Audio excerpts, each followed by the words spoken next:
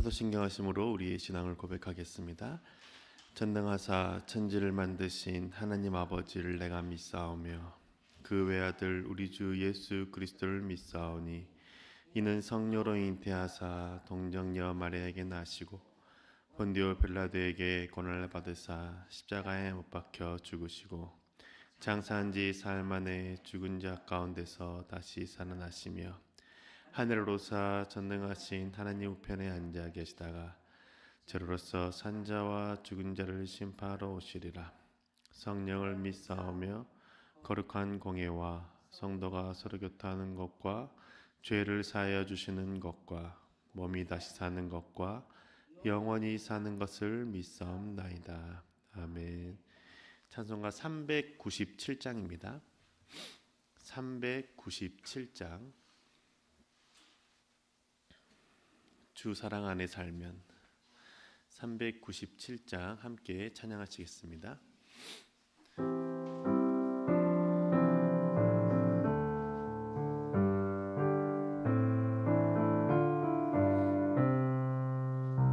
주 사랑 안에 살면 두려움 없으며 그 사랑 변함없어 늘 마음 편하다.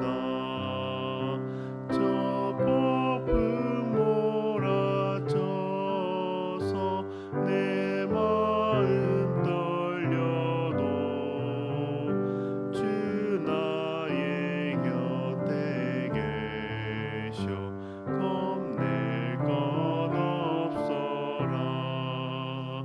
주사의 목자시니 부족함 없으며 주 인도하는 대로 늘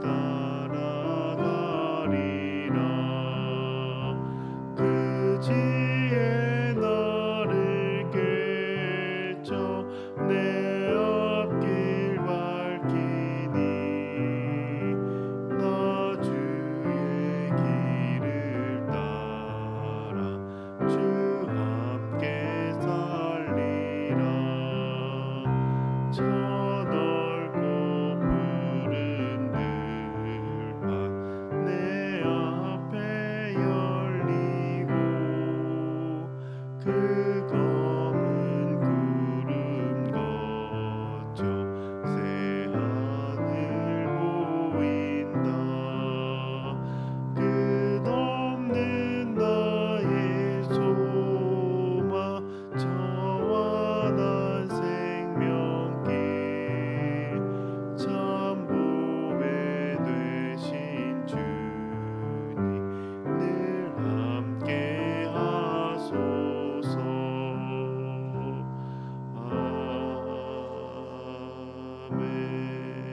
아멘. 오늘에게 주신 하나님 말씀은 출애굽기 8장 26절에서 32절의 말씀입니다. 출애굽기 8장 26절에서 32절의 말씀 함께 읽겠습니다. 모세가 말하였다. 이집트 사람들은 우리가 주 우리의 하나님께 제사 드리는 것을 부정하게 여기므로 이 땅 안에서는 제사를 드릴 수 없습니다. 우리가 이집트 사람들이 보는 앞에서 그들이 부정하게 여기는 것을 희생제물로 바치면 그들이 어찌 보고만 있겠습니까? 우리를 돌로 치지 않겠습니까?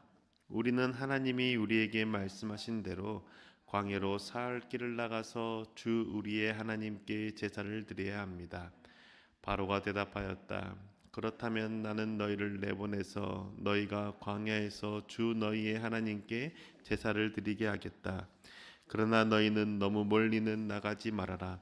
그리고 너희는 내가 하는 일도 잘 되도록 기도하여라. 모세가 말하였다. 보십시오. 이제 제가 임금님 앞에서 물러가서 주님께 기도하겠습니다. 내일이면 파리떼가 바로 임금님과 신하들과 백성들에게서 떠나갈 것입니다. 그러나 바로 임금님이 우리를 속이고 백성을 보내지 않으셔서 우리가 주님께 제사를 드리지 못하는 일이 다시는 없게 하여 주시기 바랍니다. 모세가 바로 앞에서 물러나와 주님께 기도하니 주님께서 모세의 기도를 들어주셔서 파리가 바로와 그의 신하들과 백성에게서 모두 떠나서 한 마리도 남아있지 않게 하셨다. 그러나 이번에도 바로는 고집을 부리고 백성을 보내지 않았다. 아멘. 매일 주님을 만나며 주님과 동행하는 기쁨이 가득하시기를 주님의 이름으로 축복합니다. 소탐대시라는 말이 있습니다. 우리는 이 말의 뜻이 작은 것을 탐하다가 큰 것을 잃어버린다라는 의미라는 것을 잘 알고 있죠. 그런데 요즘은 이제 소탐대실이 아니라 대탐대시라는 말도 새롭게 생기고 사용하기도 합니다. 큰 것을 탐하다가 더 큰 것을 잃어버린다는 것을 의미한다는 것이죠. 오늘 우리가 읽은 이집트의 왕 바로가 그랬습니다. 하나님께서 바로에게 모세를 보내셔서 이스라엘 백성들을 이집트 땅에서 내보내라고 말하라고 말씀하시죠. 하지만 바로는 노예로 삼고 있는 이스라엘 성인 남성 약 60만 명을 보내고 싶지 않았습니다. 왜냐하면 일꾼으로 사용할 수 있는 사람이 60만 명이라는 것은 정말로 큰 노동력이었기 때문입니다. 하지만 하나님은 이스라엘을 반드시 이집트 땅에서 건져내시고 약속의 땅인 가나안 땅으로 인도하시기로 결정하셨습니다. 그래서 바로의 마음을 돌이키고 하나님이 참 하나님이심을 알리기 위해서 재앙을 내리시죠. 첫 번째 재앙이 무엇이었습니까? 이집트에 있는 강과 은하와 모든 늪과 또한 물이 고여 있는 모든 곳의 물이 피로 변하는 것입니다. 모세가 이집트 나일강을 지팡이로 치니 모든 물이 피로 변했습니다. 물고기가 죽고 악취가 나며 마실 물이 없어졌습니다. 그런데 이러한 기적을 이집트의 마술사들도 동일하게 했습니다. 그래서 바로는 고집을 부리고 모세의 말을 무시했죠. 이집트의 백성들은 물을 마시기 위해서 우물을 파야만 했습니다. 이렇게 기적을 베풀고 난 다음, 이렇게 재앙을 베풀고 난 다음 7일이 지난 후에 다시 주님께서는 모세에게 말씀하셔서 바로에게 가라고 말씀하시죠. 바로에게 가서 이번에 내리는 재앙은 무엇입니까? 개구리가 온 땅으로 올라와서 백성들의 집, 왕실, 주방 모든 곳에 가득 차게 했습니다. 개구리 때문에 생활을 할 수 없도록 하게 하신 것이죠. 그런데 이번에도 이집트의 마술사들이 동일하게 개구리를 올라오게 했습니다. 하지만 개구리를 돌려보내지는 못했죠. 그래서 바로가 모세를 불러다가 개구리를 육지에서 떠나 강으로 돌아갈 수 있도록 요청했습니다. 이렇게 해주면 주님께 제사를 드릴 수 있도록 하겠다라고 약속하죠. 어디에서 제사를 드릴 것에 대해서는 약속하지 않고 그냥 예배를 드리고 제사를 드릴 수 있도록 해주겠다라고 약속합니다. 모세는 하나님께 간구했습니다. 하나님께 기도하자 육지에 올라왔던 모든 개구리들이 죽죠. 그래서 이집트의 백성들은 그 죽은 개구리들을 치워서 한 곳에 모아둡니다. 그래서 그곳에서 악취가 나고 악취가 가득해지죠. 이 모습을 본 바로는 모세에게 약속했던 예배를 드릴 수 있도록 하겠다라는 그 약속을 지키지 않았습니다. 하나님께 또다시 모세를 보내시죠. 이번에는 땅의 먼지를 지팡이로 쳐라. 지팡이로 치자 먼지가 이로 변했습니다. 모든 백성과 가축에게 이가 생긴 것이죠. 마술사들도 이번에도 똑같이 하려고 했습니다. 하지만 마술사들은 이번에는 행하지 못했습니다. 그제서야 마술사들이 말하기를 이 일은, 이 기적은, 이 재앙은 하나님의 권능, 신의 권능이 아니면 일어날 수 없다라고 바로에게 말하죠. 하지만 바로는 그 말을 듣고도 여전히 이스라엘 백성을 내보낼 생각을 하지 않습니다. 하나님은 모세를 통해서 또다시 재앙을 내립니다. 하지만 이번에 재앙을 내릴 때에는 바로에게 가서 명확하게 말씀하시는 것이 있습니다. 무엇이냐면 이스라엘 백성들이 사는 땅 고센 땅에는 재앙이 내리지 않고 이집트 백성들이 사는 곳에서만 재앙이 가득하게 하겠다라고 말씀하는 것이죠. 파리 재앙 때부터는 하나님께서 바로에게 명확하게 말씀하시기를 이스라엘 백성과 이집트 백성들이 구분되어서 재앙이 내리지 않는다라는 것을 이야기해 주시는 겁니다. 출애굽기 8장 22절과 23절의 말씀입니다. 제가 읽어드리겠습니다. 그런데 그날에 나는 나의 백성이 사는 고센 땅에는 재앙을 보내지 않아서 그곳에는 파리가 없게 하겠다. 내가 이렇게 하는 까닭은 나 주가 이 땅에 있음을 내가 알게 하려는 것이다. 내가 나의 백성과 너희의 백성을 구별할 것이니 이런 이적이 내일 일어날 것이다 하여라. 이집트의 고센 땅, 이스라엘 백성들이 사는 땅에는 파리 재앙이 미치지 않습니다. 하지만 같은 이집트 땅 내에서 고센 땅을 제외한 이집트의 왕궁과 신하와 집과 백성들이 사는 모든 곳에는 파리가 가득했습니다. 너무나도 많은 파리 때문에 일상생활을 살아갈 수가 없었습니다. 아무것도 할 수가 없었죠.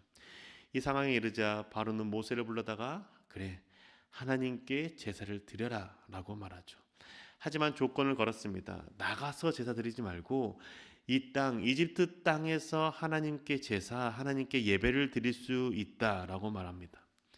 모세는 바로 왕에게 말하기를 이집트 땅에서 이집트 백성들이 보는 상황에서는 예배를 드릴 수 없다라고 말하죠. 왜냐하면 하나님께 예배 드리는 것을 이집트 사람들이 부정하게 여기기 때문이라고 말합니다.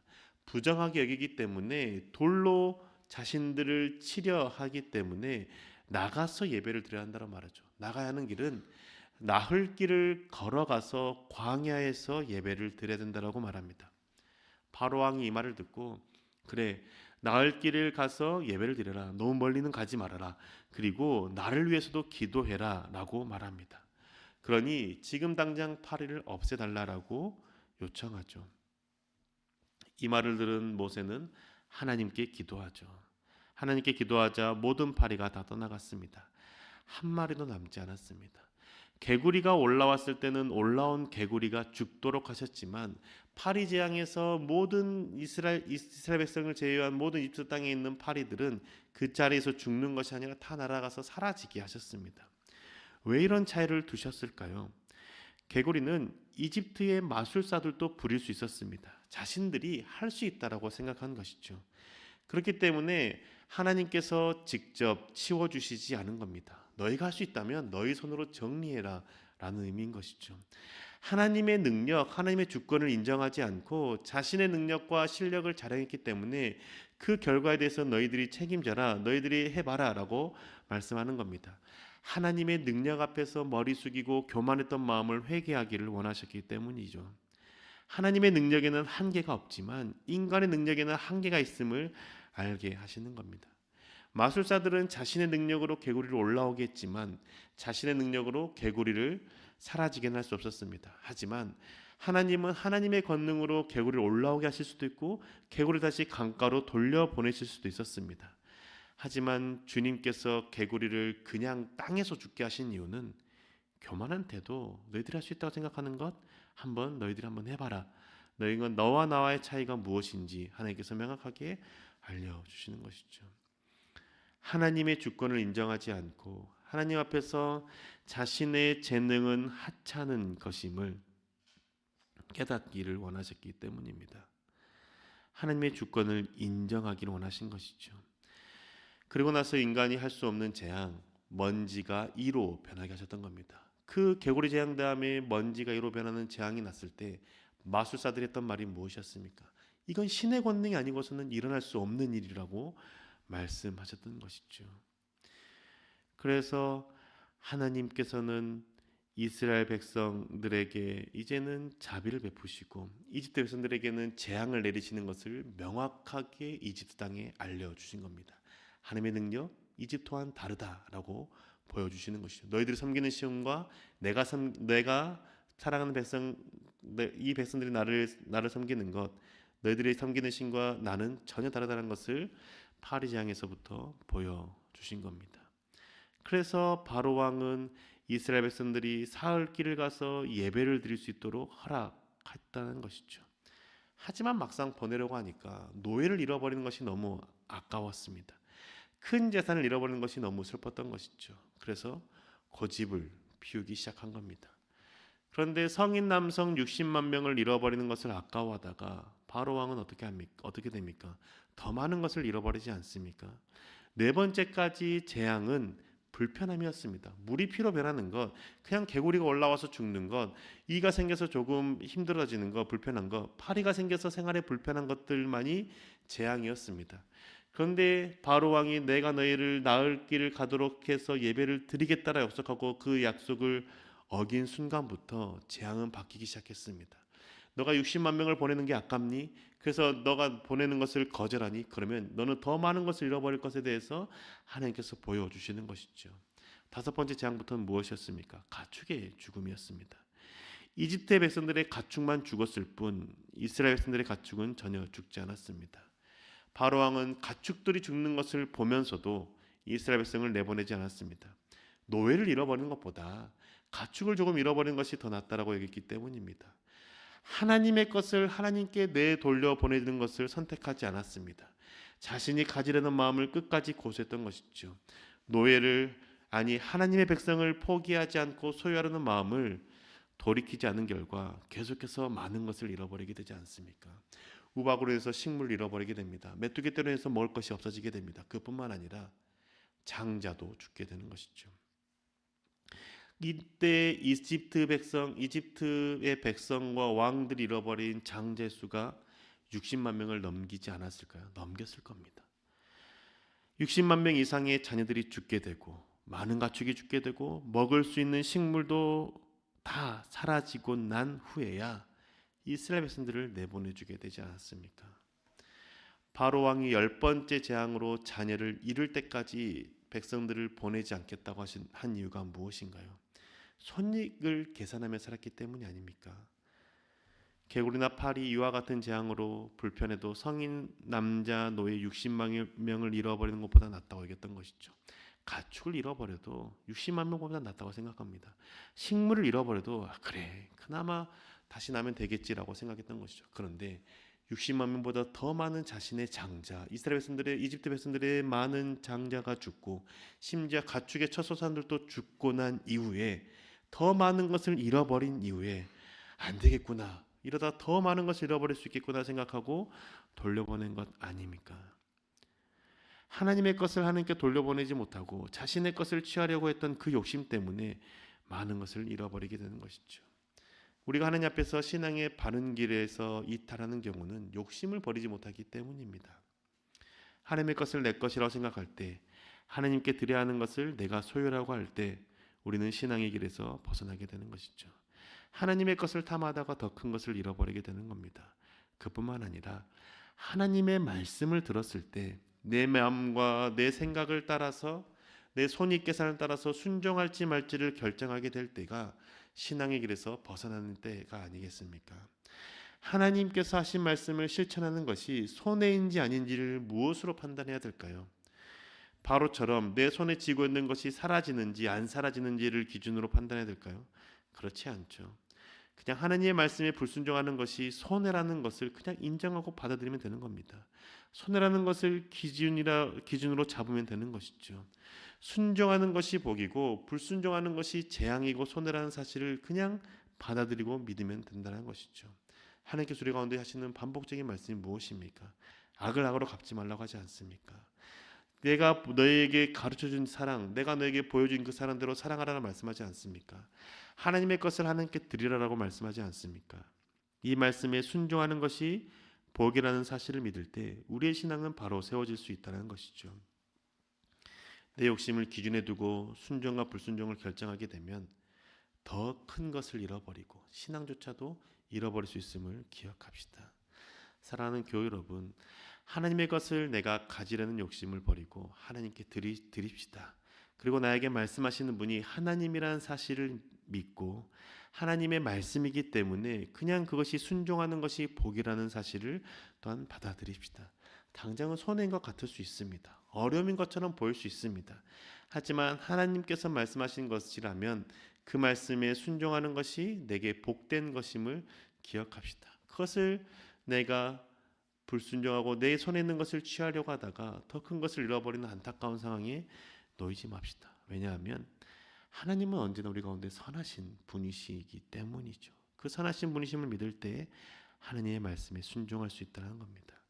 바로왕처럼 자신의 손실을 기준으로 하나님께 순종할지 말지를 결정하는 것이 아니라 오직 내게 말씀하시는 분이 하나님이라는 사실을 믿기 때문에, 그분이 선하신 하나님이시라는 사실을 믿기 때문에 온전히 순종함으로 참된 복을 누리시는 저 여러분 되시기를 주님의 이름으로 축복합니다.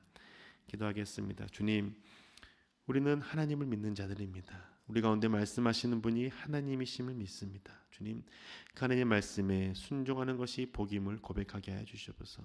내게 있는 것에 손익계산을 따져가며 하나님의 말씀에 순종할지 말지를 결정하는 어리석은 자가 되지 않게 하여 주시옵소서. 하나님, 작은 것을 탐하다가 큰 것을 잃어버리지 않게 하여 주시고, 내 것을 취하려다가 하나님의 것을 빼앗는, 하나님의 것을 돌려드리지 않는 어리석은 자가 되지 않도록 우리의 믿음을 바르게 세워 주옵소서. 하나님께서 하나님의 것을 하나님께 드리고, 또한 하나님께서 하신 말씀에 대해서 온전히 순종함으로 하나님이 주시는 복과 은혜를 누리며 살아가는 나날 되게 하여 주옵소서. 우리 가운데 역사하신 우리 주 예수 그리스도 이름으로 기도합니다. 아멘. 하늘에 계신 우리 아버지여, 이름이 거룩히 여김을 받으시오며 나라의 마옵시며 뜻이 하늘에서 이룬 것 같이 땅에서도 이루어지이다. 오늘날 우리에게 일용할 양식을 주옵시고, 우리가 우리에게 죄 지은 자를 사하여 준 것 같이 우리 죄를 사하여 주옵시고, 우리를 시험에 들게 하지 마옵시고 다만 악에서 구하옵소서. 대개 나라와 권세와 영광이 아버지께 영원히 있사옵나이다. 아멘.